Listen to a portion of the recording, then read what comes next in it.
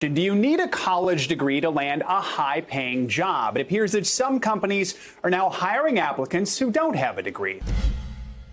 I feared how I would be judged if I didn't go to college. 7 of 10 graduating students left college last year in debt. The total bill due for students in America tops $1 trillion. In the United States, only 1/3 of those who should go to college do go to college. Mr. Snyder, why, if they stress education in college so much, really, why does it have to be so expensive? Is it worth it? The debate of dedicating your life for that coveted piece of paper has stretched far beyond the 21st century. And the cycle of 18-year-olds starting higher education only months after completing 12 plus years of school just isn't holding up. Especially when the success of individuals who have either dropped out or never attended college is on display for all to see.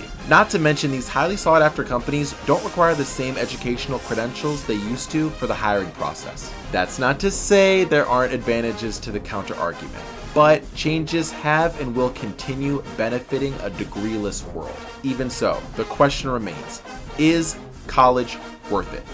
Well, I think no one can answer that question better than our newest neighbor, Paul. This self-made business owner didn't complete college, yet his achievements both financially and professionally rival what others sacrifice years of their life to obtain. In today's episode, you'll learn about how to handle the social stigma and mental pressures of not completing or attending college. Is that degree really worth it? And how to become your own boss without stepping foot on the hallowed grounds of Greek letters and mind-numbing lectures. With that being said, welcome to A Neighbor's Tale, where we meet incredible people, hear their stories, and hope it helps you. You did not complete college. No. Knowing you weren't going to complete college, coming back here, what were your first initial thoughts? Well, initially I was embarrassed. I got kicked out of school solely on my own behalf, and I think that really helped me not blame anyone else. I was a pretty big guy here as a football player in high school, and then I got to college, played 3 years, and then got kicked out for cheating, which was a wake-up call. But I think that it was important to happen. I always joke about no regrets, but if I didn't do that then, would I have gotten the viewpoint of everything is my fault and I need to take responsibility for everything? Probably not. So I feel very blessed that that happened the way that it did. I had a lot of resentment towards my teacher that got me in trouble. That was an immature viewpoint. After, realizing this man's job is to teach somebody to make sure you're not cheating and to make sure you're doing everything appropriately.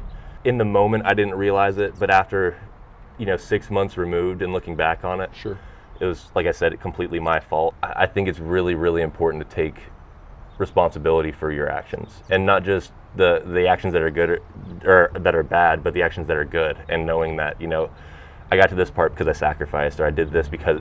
So everything in life happens, I'm a firm believer, because of you. Whatever you did, you called upon the universe, and that's what happened. Yeah. So I think that's what helped me. I think it really helped me in life, realizing that everything's my fault. What is your viewpoint of college and maybe its importance on personal growth or society or what have you? There's degrees that are very important that you need to get at college. Sure. I believe lawyers need to go to school for 8 years. Doctors need to go to school for longer than that. Yeah.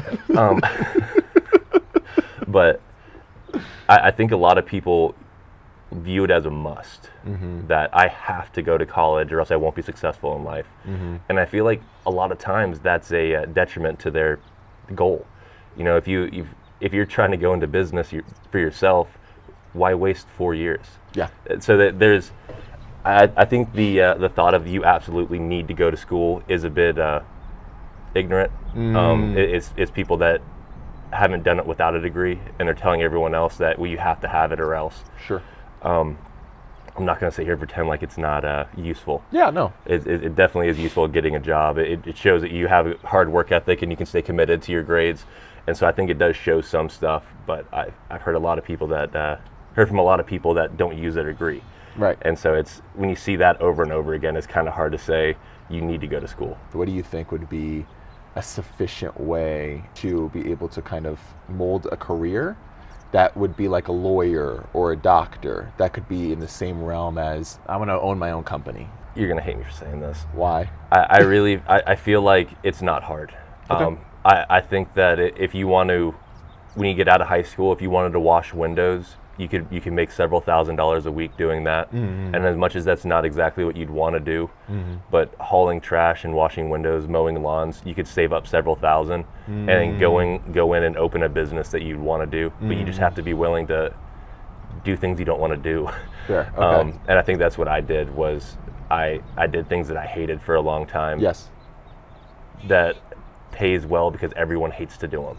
No one wants to do the things that I did, and that's what paid well. And I think that's what made me successful in that area.